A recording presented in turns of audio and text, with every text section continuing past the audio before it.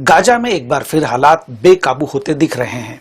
Israel ने दावा किया है कि उसने हमास के एक बड़े से लीडर को सटीक हवाई हमले में मार गिराया है और ये वही व्यक्ति बताया जा रहा है जो इजरायली सैनिक कारपोरल नोआ मार्सियानो की हत्या के लिए जिम्मेदार था। इसी के साथ एक और बड़ी खबर सामने आई है। इस्लामिक जिहाद का North Gaza brigade commander Ali Rajiana भी एक अलग स्ट्राइक में मारा गया है।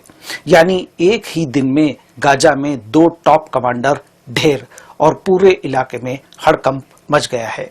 इजराइल डिफेंस फोर्स यानी आईडीएफ के मुताबिक जिस हमास से लीडर को निशाना बनाया गया उसका नाम मोहम्मद इस्साम हसन हाबिल था। आईडीएफ का दावा है कि उसे गाजा के शाती इलाके में एक सटीक एयर स्ट्राइक के जरिए मार गिराया। आईडीएफ ने यह भी कहा है कि यह हमला किसी एक घटना तक सीमित नहीं था। दरअसल इजराइल के मुताबिक हमास और इस्लामिक जिहाद ने मौजूदा संघर्ष विराम समझौते का उल्लंघन किया था और इसी उल्लंघन के बाद इजराइल ने जवाबी कार्रवाई के तौर पर हाई वैल्यू टारगेट्स को निशाना बनाया। अब इस पूरे घटनाक्रम के केंद्र में एक नाम है कारपोरल नोआ मार्सियानो। नोआ को 7 अक्टूबर को नाहाल ओज बेस से अगवा किया गया था। वह आईडीएफ में लुकआउट ड्यूटी पर तैनात थी और बंधक बनाए जाने के बाद हमास ने उनके कुछ वीडियो भी जारी किए थे जिन्हें इजराइल ने मनोवैज्ञानिक दबाव और प्रोपेगेंडा का हिस्सा बताया था।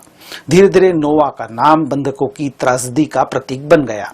आईडीएफ का दावा है कि इस ऑपरेशन की सफलता के पीछे गाजा डिवीजन से मिली खुफिया जानकारी थी और एक भावनात्मक बात यह भी है कि नोआ जिस यूनिट में तैनात थी उसी यूनिट से मिली इंटेलिजेंस ने इस ऑपरेशन को संभव बनाया। इस कार्रवाई के बाद नोआ के परिवार की प्रतिक्रिया भी सामने आई है। उनकी मां आदी मार्सियोना ने कहा कि उनकी बेटी की हत्या के लिए जिम्मेदार व्यक्ति को इजराइल सैनिकों ने ढूंढकर खत्म कर दिया।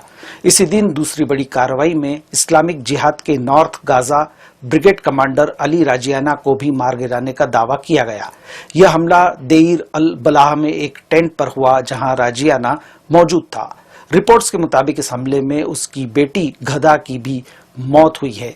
इजरायली रिपोर्ट्स के मुताबिक अली राजियाना संगठन की सैन्य परिषद का सदस्य था और हमास के साथ मिलकर आतंकी अभियानों के समन्वय में शामिल था। यानी इजराइल ने सीधे उन चेहरों को टारगेट किया है जिन्हें वह ऑपरेशनल प्लानिंग का मुख्य जिम्मेदार मानता है।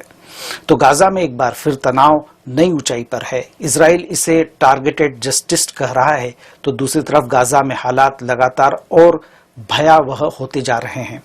अब बड़ा सवाल यही है, क्या यह कार्रवाई संघर्ष विराम को पूरी तरह खत्म कर देगी या फिर दोनों पक्ष किसी नए समझौते की तरफ बढ़ेंगे।